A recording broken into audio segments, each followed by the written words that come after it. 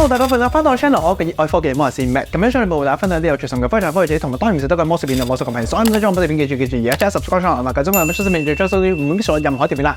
我俾3秒鐘你 ，3、2、1。OK， 咁我哋今日呢條片咧就係講下我哋上2條片啱啱開箱完嘅呢部 Sony A6700嘅設定啦。咁呢條片咧就會講7個啦，你開箱咗呢個一上手呢個 Sony A6700之後咧，一定要做嘅7個設定。咁做完呢7個設定之後咧，相信對你使用呢部機上面嚟講就會更加之方便好用啦。OK， 咁事不宜遲，首先第一個最重要嘅咧就係我哋要校翻呢個嘅自動關閉電源溫度，將佢 set 翻為高啊。因為大家都知道啊，Sony 嘅相機咧一如既往都有呢個嘅過熱嘅問題，就好快會熄機。咁所以我哋呢個咧一定要將佢 set 做高嘅。咁呢個設定咧，佢基本上當你一開機嘅時候啦，佢都會俾你校要 set 標準啦，定係 set 做高。咁我就建議咧大家去 set 做高嘅。咁佢嘅位置咧就會係最下邊呢個工具包裏邊嘅呢個電源設定選項裏邊嘅呢個自動關閉電源溫度。咁我哋就要將佢咧揀翻做高，咁樣就 OK 噶啦。咁樣當你校完呢個之後啦，佢相對嚟講，如果當你錄4K 30啦、4K 60甚至乎 4K 120格嘅時候咧，佢可以錄嘅時間就會更加長少少。咁當然唔係話可以無限錄啦，佢都係會過熱嘅，只不過純粹拉長少少去過熱個時間嘅啫。OK。好，咁第二個咧就係將呢個轉盤呢個轉輪啊，直接 set 咗咧可以用嚟控制我哋嘅 ISO 嘅。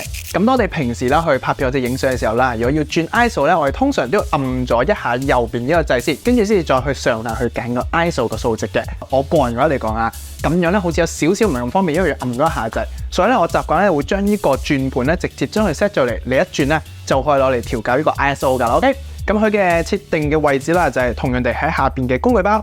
跟住我哋按翻一個轉盤客製化，然後喺個自定鍵或者轉盤設定裏邊，最下邊呢個嘅轉盤滾輪啦，我哋按第3個呢個嘅轉盤，咁我哋將佢設置翻做我哋嘅 ISO，咁樣咧，當我哋下次拍片或者影相嘅時候啦，就可以直接通過轉呢個轉盤咧去調校到我哋嘅 ISO 噶啦。OK。好，咁第3個設定咧就係我哋要校翻我哋呢部 A6700啦，去拍攝嘅格式咧要去到最高嘅，可能係140M 嘅10:42啦。咁呢個咧就係當我哋拍片嘅時候啦，我哋要喺翻我哋嘅影片設定，跟住我哋嗰個錄製設定裏邊，我哋要將佢咧揀翻最上面最高嘅嗰一個嘅格式嘅模式。咁例如，因為咧佢對應翻例如我哋係拍 HAVCS 啦，或者 XAVC HS 啦，或者 XAVC 嘅SI 咁樣啦。你唔同嘅模式下邊咧，佢有唔同嘅錄製設定去俾你去揀嘅。有啲可能去到200啊，或者300或者600M都有嘅。咁你反正就對應翻你拍緊嘅嗰個模式嚟講啦，跟住再揀翻去最高嘅，但係咧一定要揀到去10:42嘅。OK， 咁樣咧先可以用盡呢部機可以拍到嘅最高格式。咁但係當然啦，如果你要拍到最高格式咧，你一定要買翻相對應一個高速嘅SD 卡先得。咁佢最好嘅話咧，最少嘅限度就係要 V90嘅 SD 卡咧，先至可以拍到佢全部所有嘅格式嘅。咁但係如果你話唔需要拍到最高格式嘅話咧，其實你用 V60嘅 SD 卡咧，其實 around 80嘅格式咧都可以拍到噶啦。咁我自己個人啊，都係用翻 V60嘅啫，因為 V90嘅 SD 卡真係有少少貴啊。OK， 咁我就睇下之後要唔要再升級啦。OK。好，咁第4個我哋要校嘅設定啦，就係我哋要將一個快門嘅按鈕咧，將佢校埋可以攞嚟做拍片嘅 record 按鈕啦。係我記得啊，好似 Sony 所有嘅相機啦，當佢出廠嘅時候咧，原本 preset 都係你要拍片咧，一定要按翻紅色嘅錄影掣咧，先至可以去拍片。咁如果你按一快門掣咧，係拍唔到嘅。如果你試下你就知噶啦。咁我哋以防啦，我哋有時如果太緊急要拍片嘅時候咧，如果按錯掣嘅話咧，就會 miss 咗一啲好重要嘅 moment。咁所以咧，我自己個人咧就會將呢個掣咧 set 埋做可以攞嚟做拍片嘅。OK， 咁或者如果你中意嘅話咧，你可以將拍片粒掣咧將佢空翻出嚟，變翻做你自己嘅 custom 嘅 button 都可以嘅。OK， 咁就睇翻你個人喜好啦。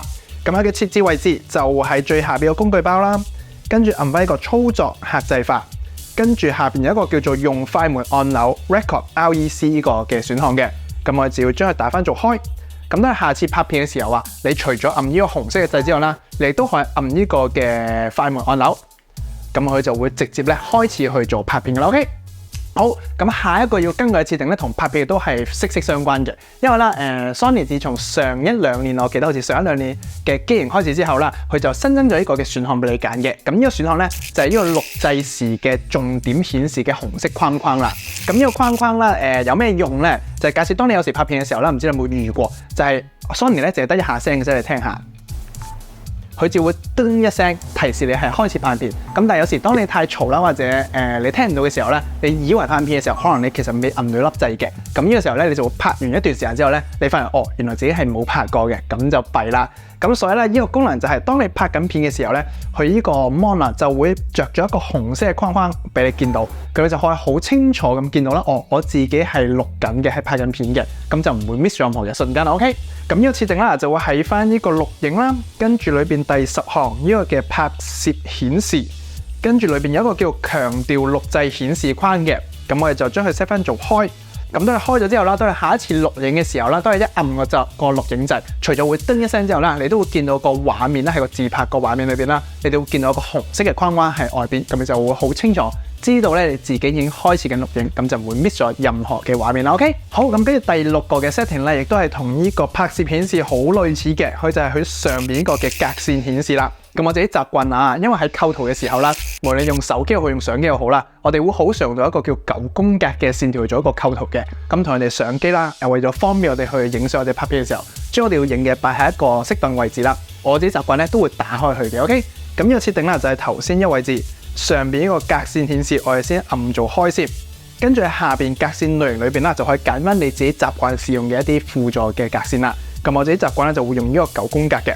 咁佢都有其他嘅，例如係方格啦，或者一個對角線加方格都可以揀嘅。咁你就根據翻自己嘅喜好啦，去揀翻。咁當你拍片或者影相嘅時候咧，就會見到嗰個嘅輔助線，咁就會方便好多啦。OK， 好，咁就嚟到最後嘅第7個嘅功能啦。咁我話呢個功能啊，應該係最有用，亦都係咧未必個個都會知道嘅功能。咁佢就係呢個叫做清晰影像縮放啦。咁佢係啲咩嚟嘅咧？咁相信咧大家用 A6700或者其他機都知道啦。A6700咧，佢嘅 4K 30同 4K 60格咧，都係由呢個 6K 啦去 oversample 去 downgrade 去翻做 4K 嘅片嚟嘅。咁所以啊，就算我哋將啲片啦，後期再 crop 少少啦，去 zoom 大少少咧，佢都係有呢個 4K 嘅畫質喺度，其實都係好清晰嘅。OK， 咁如果對於你係用一啲定焦嘅鏡頭啦，冇得 zoom 嘅時候咧，你就可以打開呢個嘅 setting 啦。咁呢個 setting 咧就會係我哋嘅影像裏邊啦，跟住按翻呢個嘅變焦。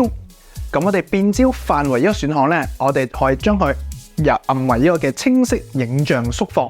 咁當你開咗嘅時候啦，當你下次例如當你拍緊片嘅時候啦，你想去變焦啦，你就可以按翻佢呢個變焦，然後咧就可以通過碌呢個嘅滾輪或者按實左或者右啦，就可以做一個好平滑嘅去 zoom in 同埋 zoom out 嘅效果啦。咁就算你嗰個鏡頭啦，佢本身係一支定焦鏡，冇得去手動去擰呢個光學變焦都好啦，你都可以通過呢個方法咧去做到一個 around 係2倍嘅一個縮放嘅。咁就算你變完焦，即係放大咗2倍之後啦，佢嗰個影像咧都係非常之清晰嘅。咁我個人覺得啊，呢個功能咧對於拍片嘅時候咧，你可以再 zoom 近咗少少嘅呢個焦距咧，其實某程度上雖然佢嘅分別唔係太大，咁但係咧有呢個功能咧，始終都係有好過冇喺度嘅。咁大家翻去咧都可以試下用一用呢個功能。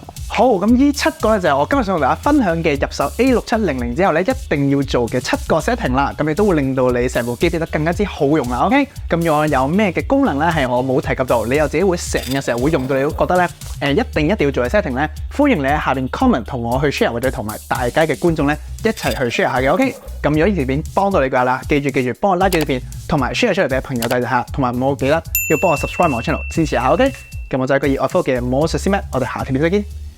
Peace。